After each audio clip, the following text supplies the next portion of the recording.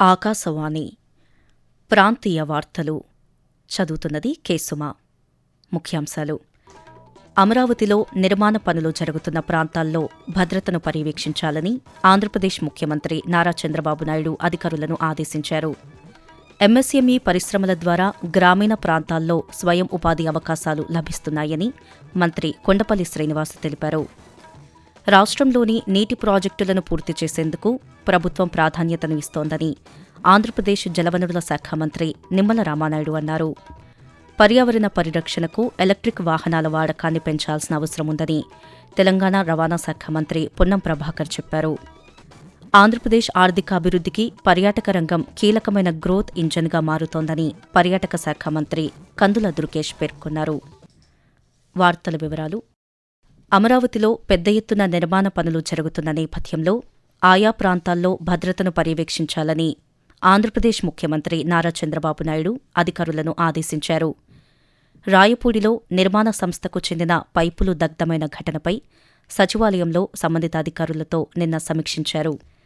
అమరావతిలో పనులు జరుగుతున్న ప్రాంతంలో అదనపు పెట్రోలింగ్ నిర్వహించాలన్నారు. అలాగే అనుమానితుల కదలికలపై నిఘా పెట్టాలని, వారి రాకపోకలను కూడా గమనించాలని అధికారులకు ముఖ్యమంత్రి దిశానిర్దేశం చేశారు. ఆంధ్రప్రదేశ్లోని నీటి ప్రాజెక్టులను పూర్తి చేసేందుకు ప్రభుత్వం ప్రాధాన్యతను ఇస్తోందని జలవనరుల శాఖ మంత్రి నిమ్మల రామానాయుడు తెలిపారు. వెలిగొండ ప్రాజెక్టు, పోలవరం ఎడమ ప్రధాన కాలువ పనుల పురోగతిపై విజయవాడ క్యాంపు కార్యాలయం నుంచి సంబంధిత అధికారులతో దృశ్య మాధ్యమం ద్వారా సమావేశాన్ని నిన్న నిర్వహించారు. ఈ సందర్భంగా రామానాయుడు మాట్లాడుతూ, పోలవరం, హంద్రినీవా ప్రాజెక్టుల తర్వాత వెలిగొండ, పోలవరం ఎడమ ప్రధాన కాలువ పనులకు ప్రభుత్వం అత్యంత ప్రాధాన్యతనిస్తోందని చెప్పారు. వర్షాకాలం ప్రారంభానికి ముందే గోదావరి జలాలను అనకాపల్లి వరకు చేరేలా పనులు పూర్తి చేయాలని ఆయన ఆదేశించారు. సూక్ష్మ, చిన్న, మధ్యతరహా పరిశ్రమల ద్వారా గ్రామీణ ప్రాంతాల్లో స్వయం ఉపాధి అవకాశాలను పెంచుతున్నామని ఎంఎస్ఎంఈ శాఖ మంత్రి కొండపల్లి శ్రీనివాస్ తెలిపారు. పల్నాడు జిల్లా తాళ్లూరులో జరిగిన ఎంఎస్ఎంఈ అవగాహన సదస్సులో మంత్రి నిన్న పాల్గొన్నారు. ఈ సందర్భంగా ఆయన మాట్లాడుతూ, పల్నాడు జిల్లాలో ప్రతి నియోజకవర్గంలో కూడా ఎంఎస్ఎంఈ పార్క్ 5 పార్కులు ఆల్రెడీ అయ్యాయి. 2 పార్కులు కూడా వచ్చే 6 నెలలు కూడా కంప్లీట్ అవుతాయి. ఇవన్నీ కూడా ఒక వెసులుబాటు. మీకు ఏదైనా పరిశ్రమ పెట్టాలంటే ప్రభుత్వ విధి విధానంలో చాలా వేగవంతం చేయడానికి, చాలా సింప్లిఫై చేయడానికి. ఇవే కాకుండా మనకి పెద్ద పెద్ద ఇండస్ట్రీస్ మన చుట్టుపక్కల జిల్లాలో వస్తున్నాయి. వాళ్ళకి అనుబంధమైనటువంటి ఇండస్ట్రీస్ కూడా ఈ పార్కుల్లో పెట్టుకోవడానికి ఆస్కారం ఉంది. ఇవన్నీ కూడా గౌరవ ముఖ్యమంత్రి గారు ఎప్పటికప్పుడు పరిశీలన చేస్తున్నారు. ఆంధ్రప్రదేశ్లోని శ్రీకాకుళం నగరం, నాగావళి నదీ పరివాహక ప్రాంతాల్లో తీర రక్షణ గోడలను నిర్మించాలని కేంద్ర పౌర విమానయాన శాఖ మంత్రి కింజరపు రామ్మోహన్ నాయుడు కేంద్ర ప్రభుత్వాన్ని కోరారు. ఢిల్లీలో కేంద్ర హోంమంత్రి అమిత్ షాతో రామ్మోహన్ నాయుడు నిన్న ప్రత్యేకంగా సమావేశమయ్యారు. ఈ సందర్భంగా నాగావళి నదీ వరదల సమస్యపై ప్రధానంగా చర్చించారు. అలాగే నాగావళి నది సముద్రంలో కలిసే చోట తీరం కోతకు గురికావడంపై అమిత్ షాకు వివరించారు. ఇందుకోసం జాతీయ విపత్తుల నిర్వహణ అథారిటీ నుండి నిధులు మంజూరు చేయాలని కోరారు. దీనిపై అమిత్ షా సానుకూలంగా స్పందించారని రామ్మోహన్ నాయుడు తెలిపారు. పేదల ఆరోగ్య సంరక్షణకు ఆంధ్రప్రదేశ్ ప్రభుత్వం ప్రాధాన్యతనిస్తోందని విశాఖపట్నం జిల్లా ఇన్ఛార్జ్ మంత్రి డోలా శ్రీ బాలవీరాంజనేయ స్వామి అన్నారు. విశాఖపట్నం కింగ్ జార్జి ఆసుపత్రిలోని కార్డియాలజీ విభాగంలో 2 కోట్ల రూపాయలతో ఏర్పాటు చేసిన హార్ట్ లంగ్ హీమోథెరమ్ మిషన్ను ఆయన నిన్న ప్రారంభించారు. ఈ సందర్భంగా మంత్రి మాట్లాడుతూ, చారిత్రాత్మకమైనటువంటి ఈ విభాగంలో హార్ట్ లంగ్ మిషన్ పాడైపోయి ఇబ్బందులు పడుతున్నాం. రెంట్కి తీసుకొని రెంటల్ బేసిస్ మీద ఇస్తున్నప్పుడు లాస్ట్ టైం రివ్యూ చేసినప్పుడు ముఖ్యంగా స్థానిక శాసనసభ్యులు వంశీ గారు ఈ కేజీహెచ్ లో మనకి సర్జరీస్ కి లేదనేది ఆ రోజు మాట్లాడని చెప్పి దాని సందర్భంగా కలెక్టర్ గారు ఐసీఐసీ వాళ్ళు అప్రోచ్ చేయటం, పేదల ఆరోగ్యాన్ని కాపాడేందుకు వారు సిఎస్ఆర్ కింద సపోర్ట్ చేయటం వారిని మనస్ఫూర్తిగా అభినందిస్తారు.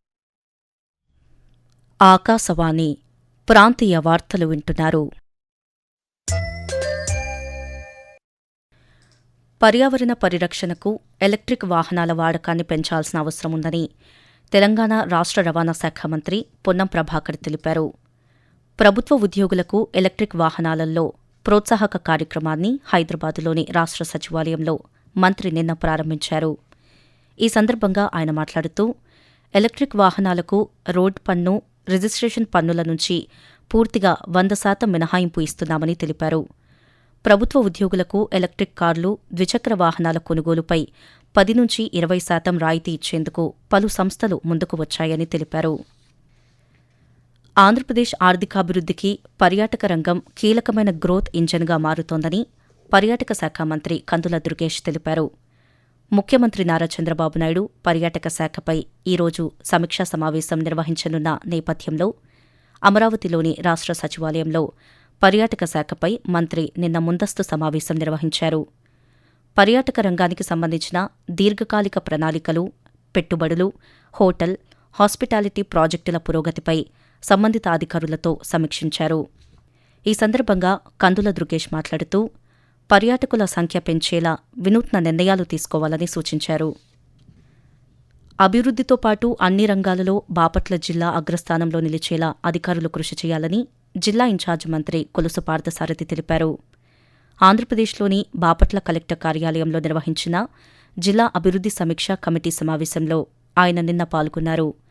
వ్యవసాయ రంగానికి రాష్ట్ర ప్రభుత్వం అధిక ప్రాధాన్యతనిస్తుందని, సాగు ఉత్పత్తులు పెంచడానికి ప్రత్యేక దృష్టి సారించిందని ఈ సందర్భంగా మంత్రి తెలియజేస్తూ దాదాపు 58,000 ఎకరాల్లో ఈ సంవత్సరం క్రాప్ ఏరియా కూడా పెరిగింది. అంటే ఇరిగేషన్ కూడా పెరిగింది. రైతులకి ప్రోయాక్టివ్ గా తీసుకుంటున్న నిర్ణయాలు, మరి సరైన సమయానికి నీరు అందించడం కానివ్వండి, ఎరువులు అందించడం కానివ్వండి, మరి రైతులు పండించిన పంటల్ని కొనటం కానివ్వండి, ఇవన్నీ కూడా అదే విధంగా యాంత్రీకరణ, డ్రోన్స్ ఇవన్నీ కూడా ఇవ్వటం మూలంగా మరి ఈ సంవత్సరం 58,000 ఎకరాల్లో అదనంగా వ్యవసాయం చేయటం చాలా అభినందించదగ్గ విషయం అని చెప్పేసి కూడా మనం చేస్తాం.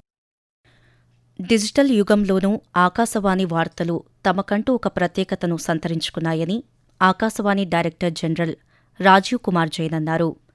ఆకాశవాణి హైదరాబాద్ ప్రాంతీయ వార్తా విభాగం ఆధ్వర్యంలో part time correspondents, casual news editors, news రీడర్లకు నిర్వహించిన శిక్షణా కార్యక్రమానికి ఆయన నిన్న ముఖ్య అతిథిగా హాజరయ్యారు.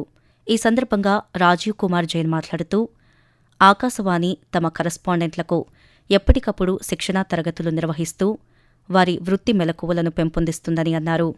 సామాజిక మాధ్యమాల కారణంగా వార్తలను తక్షణమే ప్రసారం చేయాల్సిన పరిస్థితి ఏర్పడినా ఆ సవాలును అధిగమించాలని రాజీవ్ కుమార్ జైన్ సూచించారు.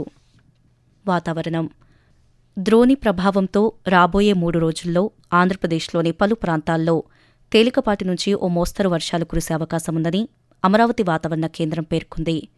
కొన్ని ప్రాంతాల్లో గరిష్టంగా గంటకు 50 కిలోమీటర్ల వేగంతో గాలులు వీచే అవకాశముందని వాతావరణ శాఖ అధికారి ఎల్ నారాయణ తెలియజేస్తూ ఉత్తర కోస్తాంధ్రప్రదేశ్, యానాం మరియు దక్షిణ కోస్తాంధ్రప్రదేశ్ మరియు రాయలసీమల్లో ఈ రోజు తేలికపాటి నుండి ఒక మోస్తారు వర్షము లేదా ఉరుములతో కూడిన జల్లులు 1 లేదా 2 చోట్ల కురిసే అవకాశం ఉంది. ఉరుములతో కూడిన మెరుపులు 1 లేదా 2 చోట్ల సంభవించే అవకాశం ఉంది. మరోవైపు తెలంగాణలోని పలు జిల్లాలలో ఉరుములు, మెరుపులతో కూడిన వర్షాలు పడే అవకాశముందని హైదరాబాద్ వాతావరణ కేంద్రం పేర్కొంది. ప్రాంతీయ వార్తలు ముగించే ముందు ముఖ్యాంశాలు మరోసారి. అమరావతిలో నిర్మాణ పనులు జరుగుతున్న ప్రాంతాల్లో భద్రతను పర్యవేక్షించాలని ఆంధ్రప్రదేశ్ ముఖ్యమంత్రి నారా చంద్రబాబు నాయుడు అధికారులను ఆదేశించారు. ఎంఎస్ఎంఈ పరిశ్రమల ద్వారా గ్రామీణ ప్రాంతాల్లో స్వయం ఉపాధి అవకాశాలు లభిస్తున్నాయని మంత్రి కొండపల్లి శ్రీనివాస్ తెలిపారు. రాష్ట్రంలోని నీటి ప్రాజెక్టులను పూర్తి చేసేందుకు ప్రభుత్వం ప్రాధాన్యతను ఇస్తోందని ఆంధ్రప్రదేశ్ జలవనరుల శాఖ మంత్రి నిమ్మల రామానాయుడు అన్నారు.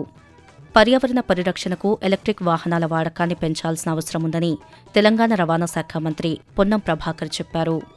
ఆంధ్రప్రదేశ్ ఆర్థికాభివృద్ధికి పర్యాటక రంగం కీలకమైన గ్రోత్ ఇంజన్గా మారుతోందని పర్యాటక శాఖ మంత్రి కందుల దుర్గేష్ పేర్కొన్నారు. ఆకాశవాణి ప్రాంతీయ వార్తలు ఇంతటితో సమాప్తం.